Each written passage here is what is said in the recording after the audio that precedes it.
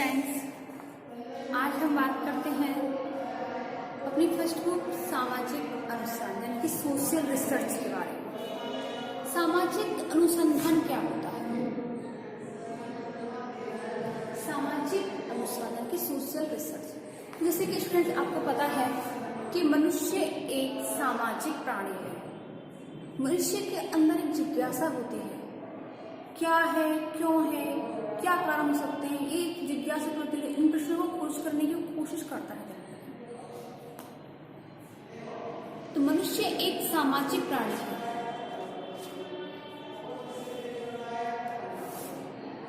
मनुष्य हमेशा यह सोचता रहता है, यह चिंतन करता रहता है कि इसका आविष्कार कैसे हुआ होगा, ये क्यों हुआ है।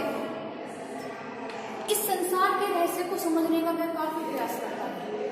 पहले सोचा था कि चांद, तारे किसने बनाए होंगे, सूरज किसने बनाया होगा, आंधी तूफान कैसे आते हैं, आंधी कैसे आती है, ये मौसम कैसे बदलता है, दिन रात कैसे होते हैं, इन सभी के बारे में सोचता रहता था। लेकिन मैं सोचता था कि ऐसे भगवान की देन है, ईश्वर की देन है, ईश्वर का रचाया हुआ है, तो इसके बारे में कोई ज्यादा चिंतन नहीं करना चाहिए। लेकिन धीरे धीरे उसका ज्ञान प्रकृति की तरफ बढ़ता गया। प्रकृति के बारे में धीरे धीरे सोचता चला गया। धीरे धीरे उसने चांद तक पहुंचने की कोशिश की और चांद तक पहुंचने में वह सफल हुआ। उसने रात और दिन कैसे होते हैं यह तक जानने का प्रयास कर लिया, मौसम कैसे चेंज होते हैं यह तक जानने का प्रयास किया। तो यह सभी हो सका है मनुष्य की जिज्ञासु प्रवृत्ति के कारण। मनुष्य एक जिज्ञासु प्रवृत्ति का इंसान होता है। उसकी जिज्ञासा जैसे जैसे जिस क्षेत्र में आगे बढ़ता जाता है, उस क्षेत्र के प्रति, उस कार्य के प्रति उसकी जिज्ञासा दिन ब दिन बढ़ती चली जाती है। मनुष्य की जिज्ञासु प्रवृत्ति होने के कारण ही वह नई नई खोज कर सका है, नए नए उसने आविष्कार भी किए हैं। मनुष्य एक जिज्ञासु प्राणी है। वह प्राकृतिक घटनाओं का तो अध्ययन करता है, प्राकृतिक घटनाओं के साथ साथ उसने सामाजिक घटनाओं का भी अध्ययन किया। प्राकृतिक घटना से सूरज, चांद, तारे, मौसम, आंधी, तूफान, इनके बारे में उसने धीरे धीरे जानने का प्रयास किया और इनको जानने के में वह सफल हो चुका है। इसके साथ ही वह सामाजिक घटनाओं के बारे में भी धीरे धीरे उसने अपना अध्ययन करना स्टार्ट किया कि सामाजिक समस्याएं जैसी होती हैं, बाल अपराध हैं, यौन शोषण है, किसी को भगा ले जाना है, चोरी करना है, वेश्यावृत्ति है, जो हमारे समाज में जो काफी सारे अपराध होते हैं, उन सभी अपराधों के बारे में भी उसने जानने का प्रयास किया। उसने जानने का प्रयास किया, सामाजिक समस्याएं उसके सामने पैदा हुई कि कहीं पर बहुपतिवाद भी होते हैं, किसी किसी समाज में परिवार की संख्या अलग अलग भी होती है, कहीं संयुक्त परिवार होते हैं किसी समाज में, किसी परिवार में एकल परिवार होते हैं, किसी समाज में, किसी समाज में शिक्षित लोग पाए जाते हैं, किसी समाज में अशिक्षित लोगों की अधिकता होती है। कई मॉडर्न जमाने के होते हैं, कई पुराने जमाने के होते हैं। इस तरह की उसकी समाज के बारे में उसके विचार आते चले गए और इन समाज की समस्याओं को समझने के लिए उसने सामाजिक अनुसंधान की, सामाजिक समस्याओं को सॉल्व करने के लिए उसने सामाजिक अनुसंधान पद्धति को अपनाया, जिससे सामाजिक समस्याओं का उसने वैज्ञानिक तरीके से अध्ययन करना शुरू किया। वैज्ञानिक तरीके से अध्ययन करना शुरू किया। उसने सामाजिक क्षेत्र में प्रश्नों के उत्तर खोजने का क्रमबद्ध एवं व्यवस्थित प्रयास किया जाता है। उसे सामाजिक अनुसंधान एवं शोध कहते हैं। अब आता है कि शोध किसे कहते हैं, अन्वेषण क्या होता है। सामाजिक अनुसंधान को समझने के लिए हमको सबसे पहले अनुसंधान समझना होगा कि अनुसंधान क्या है। अनुसंधान है बार बार खोज करना या बार बार आविष्कार करना, किसी चीज के बारे में बार बार सोचना, बार बार उनके कार्य कारणों को जानना, यह होता है अनुसंधान। सामाजिक क्षेत्र में प्रश्नों के उत्तर खोजना और उनका क्रमबद्ध तरीके से अध्ययन करना, व्यवस्थित तरीके से अध्ययन करना, वही सामाजिक अनुसंधान होता है। अगर हम कोई भी समस्या है उसके कार्य कारणों को नहीं जानेंगे, उसके तथ्यों को नहीं जानेंगे, तो हम उसको भली भांति अध्ययन नहीं कर सकते। हमें उन कार्य कारणों को व्यवस्थित तरीके से, क्रमबद्ध तरीके से अध्ययन करना, तभी हम उन सामाजिक अनुसंधान तक पहुंच सकते हैं। अब आता है सामाजिक अनुसंधान के दो तत्व होते हैं, दो भौतिक तत्व होते हैं। पहला होता है अवलोकन द्वारा घटना को उद्देश्यपूर्ण तरीके से देखना और तथ्यों के आधार को समझना। अवलोकन के द्वारा कोई भी, जैसे कि पेड़ से कोई फल गिरता है, तो उस घटना के उद्देश्यपूर्ण ढंग को देखना और उसके तथ्य को, आधार को समझना कि यह फल तो गिरा है, कहाँ गिरा है, कैसे गिरा, क्यों गिरा, क्या आंधी के कारण गिरा, या किसी पक्षी ने गिराया, या किसी इंसान ने गिराया। तो इस तरीके से जो हमारे सवाल होते हैं, उनमें पैदा होते हैं, तो हमें पहले उसके कार्य कारणों तक पहुंचना होता है। दूसरा है उन तथ्यों को जानकर घटना के कारणों को समझना। अनुसंधान घटनाओं के बारे में ज्ञान प्राप्त करने और उन घटनाओं के मूल तक पहुंचने का, कार्य कारण का पता लगाने वाला ही व्यवस्थित तरीका।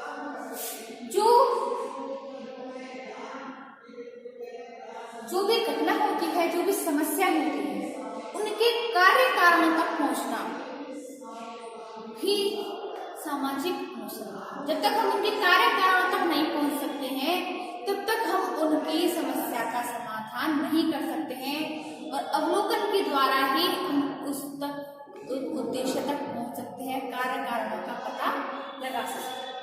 सामाजिक अनुसंधान घटनाओं के बारे में ज्ञान प्राप्त करने और उन घटनाओं के मूल यानी कि जड़ तक पहुंचने और कार्य कारण का पता लगाने का ही व्यवस्थित वैज्ञानिक तरीका है। जो भी घटनाएं होती हैं सामाजिक, उनका व्यवस्थित तरीके से, क्रमबद्ध तरीके से अध्ययन करना, वैज्ञानिक तरीके से उनका पता लगाना, उनका खोज करना ही वैज्ञानिक तरीका ही सामाजिक अनुसंधान है। अनुसंधान के बाद हम देखते हैं कि सामाजिक अनुसंधान क्या होता है। सामाजिक यानी कि जब कोई भी अनुसंधान सामाजिक जीवन, सामाजिक घटनाओं या सामाजिक जटिलताओं से संबंधित हो जाता है,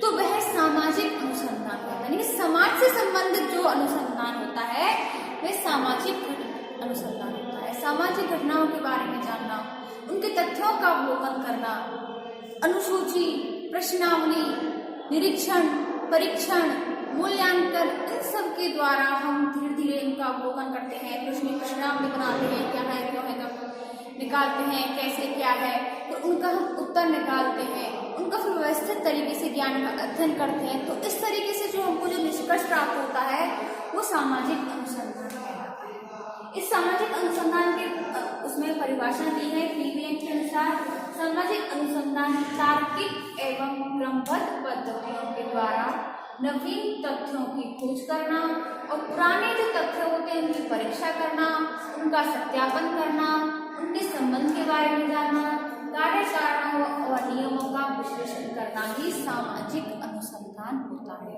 सामाजिक अनुसंधान के अंतर्गत क्रमबद्ध पद्धतियां होती हैं, नए नए तथ्यों की खोज करते हैं, और जो तथ्य पुराने हो जाते हैं उनकी पुनर्परीक्षा होती है।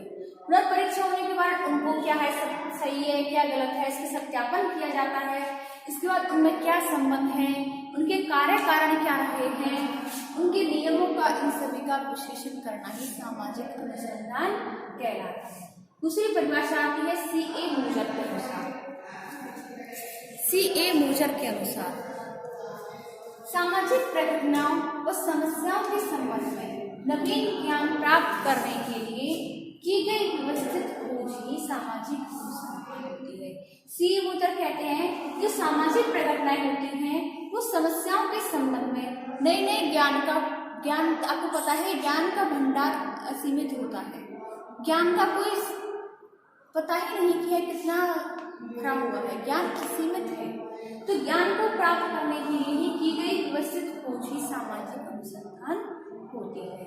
और इन सही परिभाषाओं से निष्कर्ष निकलता है कि सामाजिक अनुसंधान परिस्थिति, किसी घटना, व्यवहार, सामाजिक जीवन व समस्या के संबंध में वैज्ञानिक विधि का प्रयोग करते हुए सामाजिक यथार्थता को समझने का प्रयास करता है। जो सामाजिक अनुसंधान होता है वह सामाजिक जीवन से संबंधित वैज्ञानिक विधि का प्रयोग करते हुए वैज्ञानिक तरीके से सामाजिक घटनाओं का अध्ययन करता है।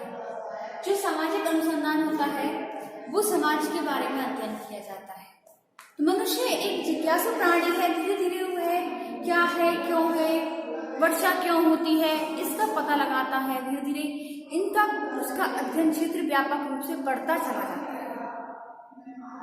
मनुष्य एक जिज्ञासु प्राणी होने के कारण वह दिन ब दिन नई नई तकनीकों को खोज करता है, आविष्कार करता है, सामाजिक व्यवस्थाओं के बारे में जानता है, सामाजिक संबंधों के बारे में जानने की कोशिश करता है, सामाजिक समस्याओं को निकालता है, खोज निकालता है, उनकी समाधान करता है। तो स्टूडेंट्स आज हमने सामाजिक अनुसंधान के अंतर्गत अनुसंधान के बारे में जाना, सामाजिक अनुसंधान के बारे में जाना है, इनकी परिभाषा को देखा है। इसके आगे हम देखेंगे अपनी नेक्स्ट वीडियो में।